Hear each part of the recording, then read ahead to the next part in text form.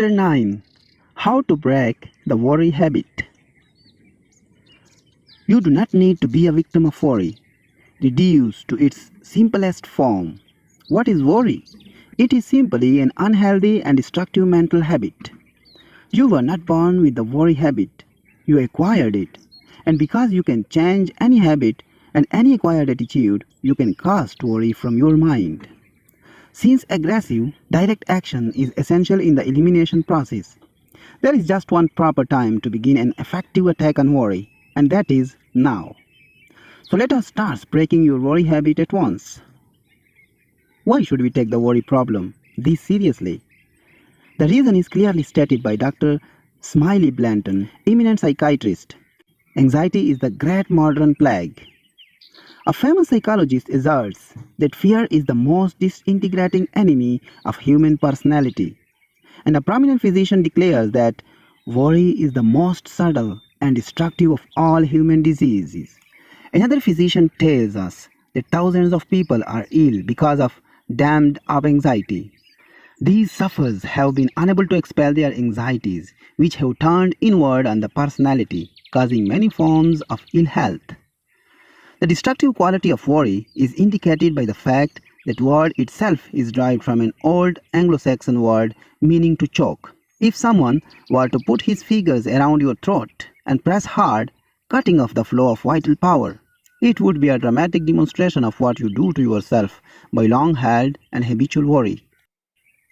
We are told that worry is not infrequently a factor in arthritis. Physicians who have analyzed the causes of this prevalent disease assert that the following factors, at least some of them, are nearly always present in arthritic cases: financial disaster, frustration, tension, apprehension, loneliness, grief, long-held ill will, and habitual worry. A clinic staff is said to have made a study of 176 American executives of the average age of 44 years and discovered that one half had high blood pressure, heart disease, or ulcers. It was notable in every case of those thus afflicted that worry was a prominent factor. The worrier, so it seems, is not likely to live as long as the person who learns to overcome his worries. The Rotarian magazine carried an article entitled, "How Long Can You Live?" The author says that the waistline is the measure of your lifeline. The article also declares that if you want to live long, observe the following rules: keep calm, go to church, eliminate worry. A survey shows that church members live longer than non-church members. Married people, according to the article, live longer than single people. Perhaps this is because a married couple can divide the worry. When you are single, you have to do it all alone. A scientific expert on length of life made a study of some 450 people who lived to be 100 years of age. He found that these people lived long and contented lives for the following reason: they kept busy, they used moderation in all things, they ate lightly and simply, they got a great deal of fun out of life, they were early to bed and early up, they were free from worry and fear, especially fear of death. They had serene minds and faith in God.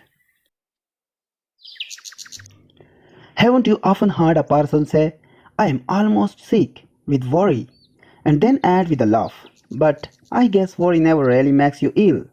But that is where he is wrong. Worry can make you ill. Dr. George W. Creel, famous American surgeon, said, "We fear not only in our minds, but in our hearts, brain, and viscera. That whatever the cause of fear and worry, the effect can always be noted in the cells, tissues, and organs of the body." Dr. Stanley Cobb, neurologist, says that worry is intimately connected with the symptoms of rheumatoid arthritis. A doctor recently stated that there is an epidemic of fear and worry in this country. All doctors, he declared, are having cases of illness which are brought on directly by fear and aggravated by worry and a feeling of insecurity. But do not discourage, for you can overcome your worries. There is a remedy that will bring you sure relief. It can help you break the worry habit. And the first step To take in breaking, it is simply to believe that you can. Whatever you believe you can do with God's help. Here, then, is a practical procedure which will help to eliminate abnormal worry from your experience. Practice emptying the mind daily. This should be done preferably before retiring at night to avoid the retention by the consciousness of worries while you sleep. During sleep, thoughts tend to sink more deeply into the subconscious. The last 5 minutes before going to sleep are of extraordinary importance, for in that brief period, the mind is most receptive to suggestion. It tends to absorb the last ideas that are entertained in waking consciousness. This process of mind drainage is important in overcome worry, for fear thoughts, unless drained off, can clog the mind and impede the flow of mental and spiritual power. But such thoughts can be emptied from the mind and will not accumulate if they are eliminated daily. The drain theme utilize a process of creative imagination. Conceive of yourself as actually emptying your mind of all anxiety and fear. Picture all worry thoughts as flowing out as you would let water flow from a basin by removing the stopper. Repeat the following affirmation during this visualization. With God's help, I am now emptying my mind of all anxiety, all fear, all sense of insecurity. Repeat this slowly 5 times. Then add, I believe that my mind is now emptied of all anxiety, all fear, all sense of insecurity. Repeat that statement 5 times.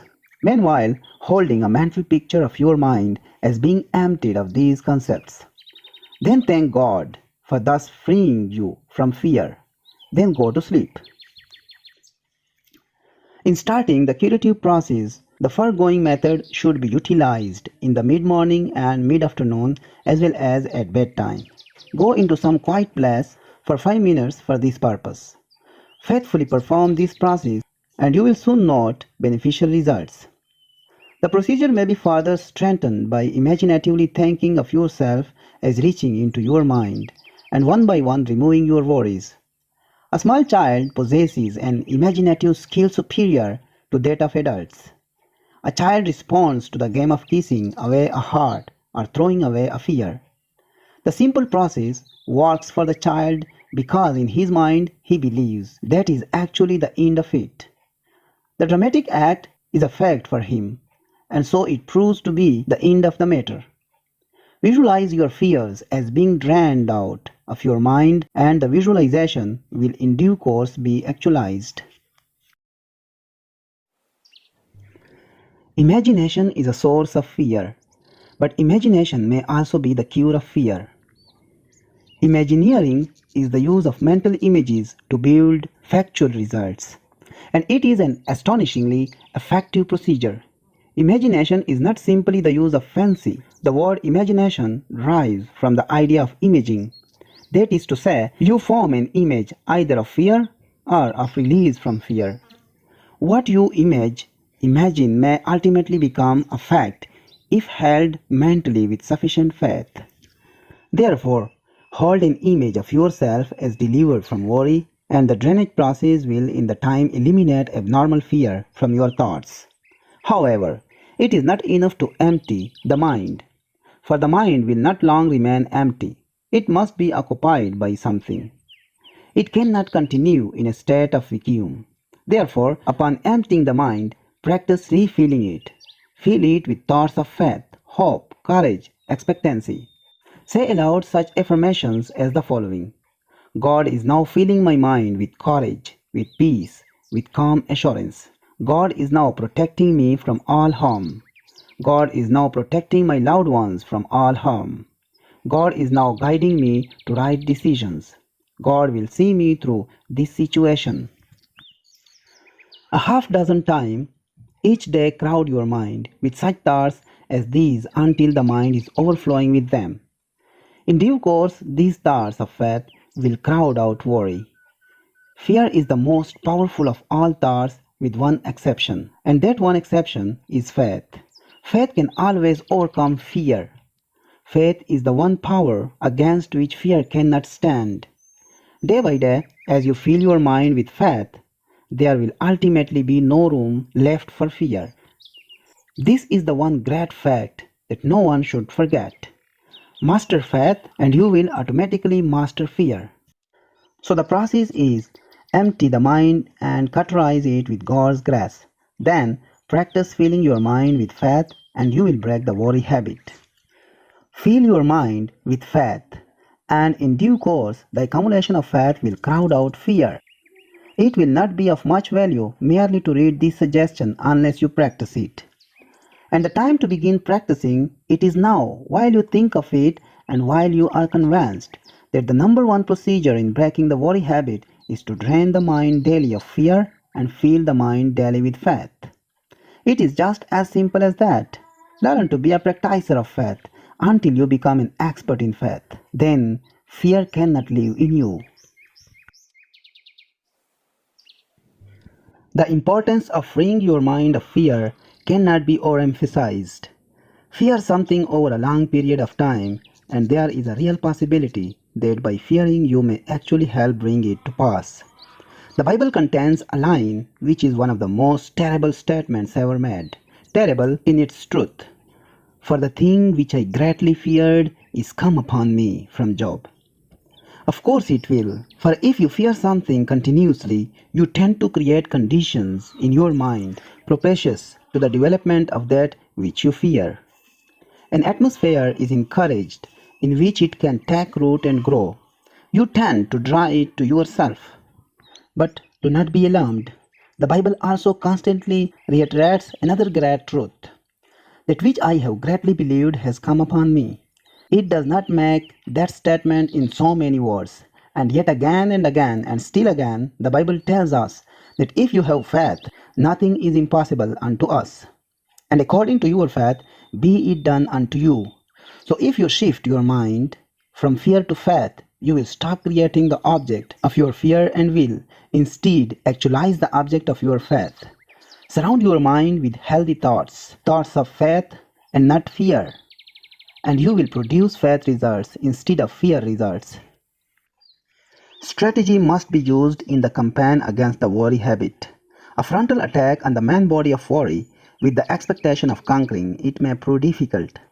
Perhaps a more adroit plan is to conquer the outer fortification one by one, gradually closing in on the main position. To change the figure, it might be well to snip off the little worries on the furthest branches of your fear, then work back and finally destroy the main trunk of worry. At my firm, it was necessary to take down a large tree, much to my regret. Cutting down a great old tree is a fraught with sadness. Men came with a motor-driven saw, and I expected them to start by cutting through the main trunk near the ground. Instead, they put up ladders and began snipping off the small branches, then the larger ones, and finally the top of the tree. Then all that remained was the huge central trunk, and in a few moments my tree lay neatly stacked as though it had not spent 50 years in growing. If we had cut the tree at the ground before trimming off the branches, it would have broken nearby trees in felling. It is easier to handle a tree the smaller you can make it, so explained the tree man. The vast tree of worry, which over long years has grown up in your personality, can best be handled by making it as small as possible. Thus, it is advisable to snip off the little worries and expressions of worry. For example, reduce the number of worry words in your conversation. Words may be the result of worry, but they also create worry. When a worry thought comes to mind, immediately remove it with a faith thought and expression.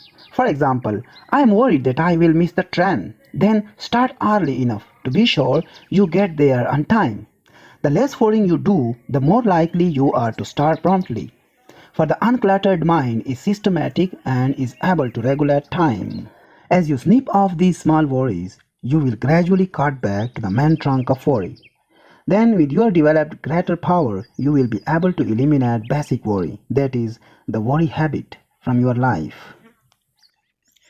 My friend Dr. Daniel A. Pauling gives a valuable suggestion. He says that every morning before he arises, he repeats these two words, I believe, 3 times.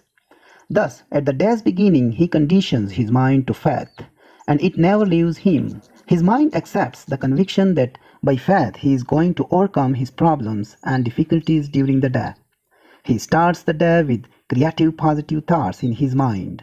He believes, and it is very difficult to hold back the man who believes. I related Dr. Peale's I believe technique in a radio talk and had a letter from a woman who told me that she had not been very faithful to her religion, which happened to be the Jewish faith. She said their home was filled with contention, bickering, worry, and unhappiness. Her husband, she declared, drank far too much for his own good and sat around all day doing no work. He weakly complained that he couldn't find a job. This woman's mother-in-law lived with her, and the latter whined and complained of her aches and pains all the while. This woman said that Dr. Peale's method impressed her and she decided to try it herself. So the next morning, upon awakening, she affirmed, I believe, I believe, I believe. In her letter, she excitedly reported, it has been only 10 days since I started this plan, and my husband came home last night and told me he had a job paying $80 a week. And he almost says that he is going to quit drinking. I believe he means it. What is even more wonderful, my mother-in-law has practically stopped complaining of her aches and pains. It is almost as if a miracle has happened in this house. My worries seem to have just about disappeared. That does indeed seem almost magical, and yet that miracle happens every day to people who shift over from negative fear thoughts to positive faith thoughts and attitudes. My good friend, the late Howard Chandler Christie, the artist, had many a sound anti-worry technique. Scarcely ever have I known a man so filled with the joy and delight of life. He had an indomitable quality, and his happiness was infectious. My church has a policy of having the minister's portrait painted something during his pastorate. This portrait hangs in the minister's home until his death. When it reverts to the church and is placed in a gallery along with pictures of his predecessors, it is usually the policy of the board of elders and deacons to have a portrait painted when, in their wise judgment, the minister is at the height of his good looks. Mine was painted several years ago. While sitting for Mr. Christie, I asked, Howard, don't you ever worry? He laughed. No, not on your life. I don't believe in it. Well, I commented, that is quite a simple reason for not worrying. In fact, it seems to me too simple. You just don't believe in it. Therefore, you don't do it. Haven't you ever worried? I asked. He replied, well, yes, I tried it once. I noticed that everybody else seemed to worry, and I figured I must be missing something. So one day I made up my mind to try it. I set aside a day and said, that is to be my worry day. I decided I would investigate this worry business and do some worrying just to see what it was like. The night before the day came, I went to bed early to get a good night's sleep, to be rested up, to do a good job of worrying the next day. In the morning, I got up, ate a good breakfast, for you can't worry successfully on empty stomach, and then decided to get to my worrying. Well, I tried my best to worry until along about noon, but I just couldn't make heads nor tails of it. It didn't make sense to me, so I just gave it up. He laughed, one of those infectious laughs of his. But, I said, you must have some other method of overcoming worry. He did indeed, and it is perhaps the best method of all. Every morning I spend 15 minutes filling my mind full of God, he said. When your mind is full of God, there is no room for worry. I fill my mind full of God every day, and I have the time of my life all day long. Howard Christie was a great artist with a brush, but he was an equally great artist with life, because he was able to take a great truth and simplify it down to its basic fact, namely that only that comes out of the mind which originally you put into the mind. Fill the mind with thoughts of God rather than with thoughts of fear, and you will get back thoughts of faith and courage. Worry is the destructive process of occupying the mind with thoughts contrary to God's love and care. Basically, that is all worry is. The cure is to fill the mind with thoughts of God's power, His protection, and His goodness. So spend 15 minutes daily filling your mind full of God. Cram your mind full of the I believe philosophy, and you will have no mental room left to accommodate thoughts of worry and lack of faith. Many people fail to overcome such troubles as worry because, unlike Howard Christie, they allow the problem to seem complicated and do not attack it with some simple technique. It is surprising how our most difficult personal problems often yield to an uncomplicated methodology. This is due to the fact that it is not enough to know what to do about difficulties. We must also know how to do that, which should be done. The secret is to work out a method of attack and keep working it. There is a value in doing something that dramatizes to our own minds that an effective counterattack is in process. In so doing, we bring spiritual forces to bear upon the problem in a manner both understandable and usable. One of the best illustrations of this technique's strategy against worry was a scheme developed by a businessman. He was a tremendous warrior. In fact, he was fast getting himself into a bad state of nervous and ill health. His particular form of worry was that he was always rehearsing his decisions and getting himself unnerved about them. He was a postmodern expert. He is an exceptionally intelligent man, in fact, a graduate of 2 universities, in both instances with honors. I suggested that he ought to work out some simple method that would help him to drop the day when it was over and go ahead into the future and forget it. I explained the gripping effectiveness of simple, dramatized spiritual truth. It is always true that the greatest minds have the best ability to be simple. That is, they have the capacity to work out some simple plans for putting profound truths into operation, and this man did that in connection with his worries. I noticed that he was improving and commented on it. "Oh, yes," he said, "I finally got the secret, and it has worked amazingly well." He said that if I would drop into his office sometimes, toward the close of the day, he would show me how he had broken the worry habit. He telephoned me one day and asked me to have dinner that evening. I met him at his office at closing time. He explained that he had broken his worry habit by working it a little ritual that he performed every night before leaving his office, and it was very unique. It made a lasting impression upon me. We picked up our hats and coats and started toward the door. By the door of his office stood a vast basket, and above it on the wall was a calendar. It was not one of those calendars where you see a week or a month or 3 months. It was a one-day calendar. You could see only one date at a time, and that date was in large print. He said, "Now I will perform my evening ritual, the one that has helped me break the worry habit." He reached up and tore off the calendar page for that particular day. He rolled it into a small ball, and I watched with fascination as his fingers slowly opened and he dropped that day into the wastebasket. Then he closed his eyes and his lips moved, and I knew that he was praying, so was respectfully silent. Upon finishing his prayer, he said aloud, "Amen. Okay, the day is over. Come on, let's go out and enjoy ourselves." As we walked down the street, I asked, "Would you mind telling me what you said in that prayer?" He laughed and said, "I don't think it is your kind of prayer." But I persisted, and he said, "Well, I pray something like this. Lord, you gave me this day. I didn't ask for it, but I was glad to have it. I did the best I could with it, and you helped me, and I thank you. I made some mistakes. That was when I didn't follow your advice, and I'm sorry about that.